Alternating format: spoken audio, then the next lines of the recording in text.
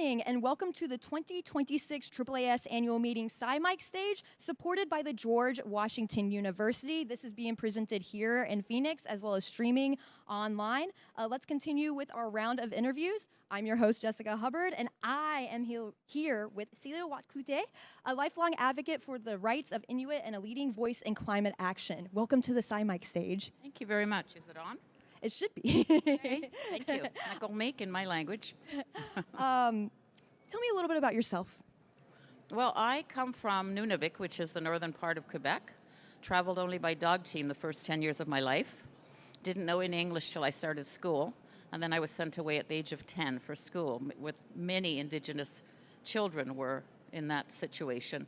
I'm sure you had that in the U.S. as well, but for us in Canada, sent away to be deprogrammed in order to be reprogrammed. So I was part of that movement that was happening with our governments. And that's, I lived traditionally, very much so, hunting and fishing as a child, raised only by a grandmother and a mother, and the only parents I ever knew. And so that's my humble beginnings, is living very traditionally in our communities in Arctic Quebec. And so can you tell me a little bit, you had several sessions or have sessions here at the annual meeting, correct? Can you tell me a little bit about those? Well, I am here actually with an incredible group of people from Inuit who are here today to support me here as well, who are here with Kurt French, who is a documentary filmmaker, an anthropologist from Penn State University, who went up and worked with the community. And it was the 100 years after Nanook of the North, for those who have heard of that film. And so he came up and worked with the community. It took a long time, I think many years, to really develop that kind of trusting relationship that is needed so that it's not a one up, one down. And he's managed it very well because the film is very powerful. If you haven't seen it, please do see it, because it's one of those films that really has worked well. And it goes through the whole thing of touching upon so many things that interconnects with the other very well, in terms of the historical traumas that we've gone through, in terms of how the younger generation that's here are really taking hold of moving beyond the traumas, that we are not just the traumas that happen to us, and that this film depicts all of those changes and all those traumas, but comes out the other side on issues of science, in fact, and in issues of climate change issues. And what they've done in Inuktitut is created a new way, a renewable resource way, in moving away from diesel oil, which all of our communities are dependent upon, which is really bad for our atmosphere. And they've moved that into a new project, a hydro project. And now their community is now, with electricity. Right. Which is an incredibly better option than diesel. And so we were here, going through Arizona, get Grand Canyon, and seeing all of the wonderful, incredible spaces that you have in your country here in this area. And then now coming here, and the film is being, was shown yesterday. It will be shown again today at 2:30, I believe.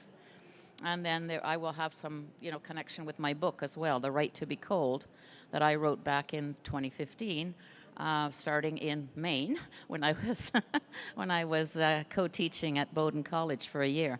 So that's why I'm here, and to also share the stories of how resilient we can be as Inuit, but all coming from those kinds of colonial oppressions and suppressions, and that we're coming out the other side now and really starting to stand up for our rights and starting to really do things that are much better for us in our communities by sharing our stories and doing real action, live action issues like Inuktitut has started as a model for renewable resources in our regions to move away from diesel.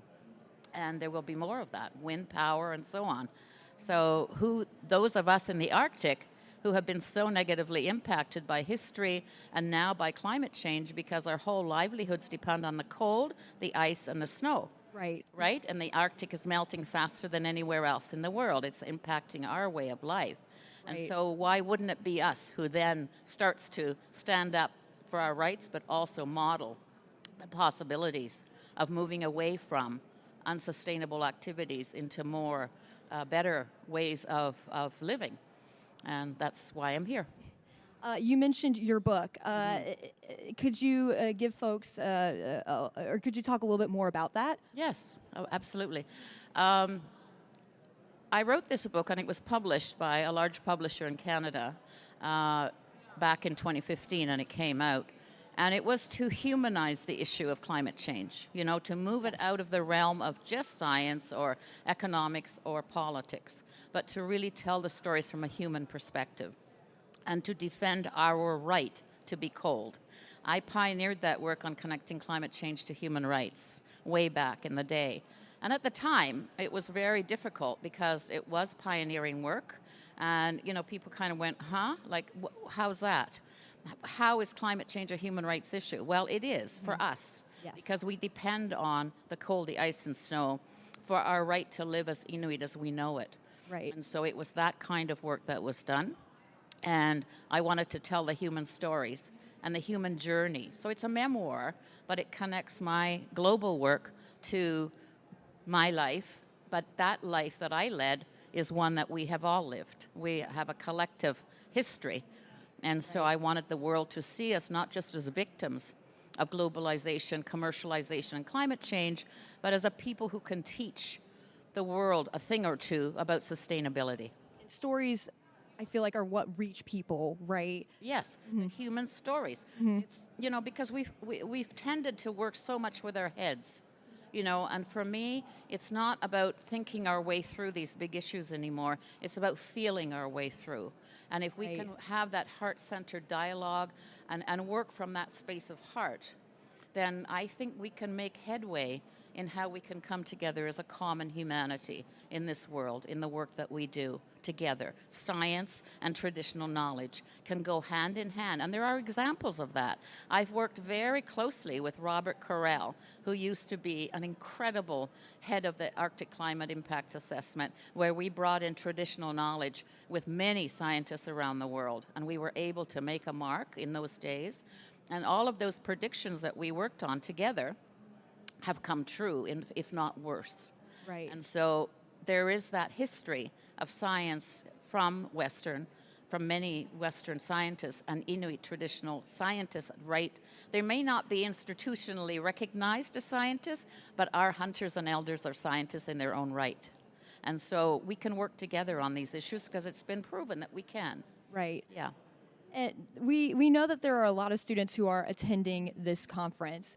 Do you have any advice for folks early in their careers, or the next generation who want to pursue, you know, similar work? Yeah, I think for the younger generation, first of all, there's such potential there that they inspire me. Yes. The women and the youth inspire me in this work, because as women, you know, we have this, you know, this natural instinct to protect what we love. Yes. Our children, our grandchildren, the future of our children. But the youth, you know, who are not yet mired in politics, are really making headway. They're starting to stand up for their future. Right. And so they inspire me a lot because they're really quite amazing. And I mean, I call youth, I mean, they're much younger than I am. So we've got some people here. We've got, you know, Sarah Lisa and Eric Atagutalok, who are here, who are younger, and they're standing up and they're really speaking out. And there's that movement in our own world too, Right. you know, on all those issues. And then we've got the two throat singers that are here, Phoebe and Annie, who are bringing, you know, that kind of incredible history that was so oppressed and suppressed, where our spiritual practices were put down, and that there's a huge, and my daughter is also a throat singer and drum dancer.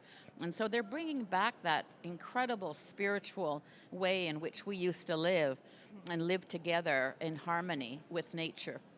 And it's the sounds of nature that they sing and so on. So it's quite remarkable. The more you know about us, I think the more you're going to understand that we're all interconnected.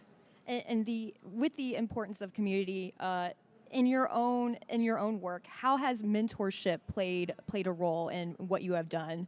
Well, you know, surprisingly, at this grand age that I'm at now, which is 72, I have realized that it doesn't have to be elder mentoring the youth. The youth can be mentoring us That's a as great well. perspective. And I have learned a lot, not just from our younger generation that are a real inspiration to me, but I have learned a lot from First Nations in our country, and I work very closely with them. And I have always worked very closely with First Nations because in the 80s, when we realized we were being poisoned from afar with persistent organic pollutants, we took part as a coalition with the Dene, the Métis, and the Athabascan First Nations and the Russian indigenous peoples and so on, and Greenland. And we helped to negotiate a UN treaty that would put a stop to these persistent organic pollutants that were poisoning our food chain from far away, that would make their way up on the weather from the weather patterns into our food chain.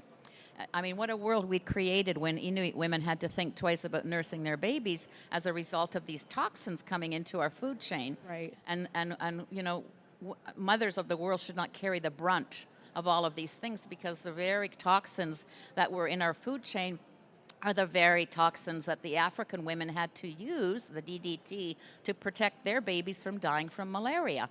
So, you know, these are all interconnected, and mothers of the world have been standing up for these issues for a long time, and certainly that's very much chronicled in my book as well. So we can mentor one another. It doesn't have to be a one-way street. The younger generations that are really standing up at the UN forums, at the COP meetings, at the UNFCCC meetings are an inspiration to me. Truly. I don't have quite the same energy as I did in my 40s and 50s, so. But I do carry on with how I can, you know? Right. Yeah. No, that's a wonderful point. We have talked about your book, but Yeah. is there any other readings that you would perhaps recommend to listeners, or anything else that maybe goes concurrent with what you do? Well, I don't have a lot of time to read books these Right, days, but there are a couple of them that has really just affirmed the manner in which I have tried to lead. And that's with intention, and that's with a conscious way of leading, you know, not with raging, but with being outraged by something and triggering that holy anger within to do the right thing about these issues that are so huge and so alarming.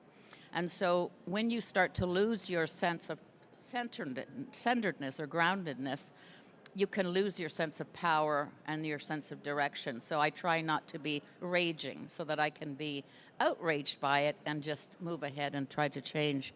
Not try to change, but try to teach people in the conscious way. So 2 books. The first one that came to me 2 years ago or so was very affirming for me, because it's called Cassandra Speaks. If you haven't heard of Cassandra Speaks, it's from a women's perspective, and her subtitle by Elizabeth Lesser, who runs the Omega Institute in New York State on leadership issues and so on. The subtitle is, yes, it's Cassandra Speaks. Remember when Cassandra was not able to speak as a woman? And the subtitle is, When Women Are the Storytellers, the Human Story Changes. And that really helped. And this is not anti-male by any means. It's not bashing men. That's not the intention here. The intention is that it's really important for women to start to lead on many of these fronts in a way that they will prioritize health, and they will prioritize many issues that oftentimes get politicized and put in the back burner. And so for us, it's really important, I think, as mothers and grandmothers, to really be out there from that heart space of trying to shift what conscious leadership looks like. And we now are bombarded by unconscious leadership that is violent, and that is really not the way to go in terms of coming together to address these bigger issues of climate change that are now put in the back burner as a result of all of these other things that are happening. And so that's one book by Elizabeth Lesser. And also the second one that I'm still not finished because it's very dense, but it's very, very well researched, very good, is called Lost Connections by Johann Hari. You know, I don't want to go into detail too much of that, but that's a really incredible book to read as well for everybody. We are at time, but I've really appreciated the conversation we have had here on the SciMike stage today. Thank you so much for your time. I really appreciate it. Thank you. Thank you for having me. Yeah, thank you.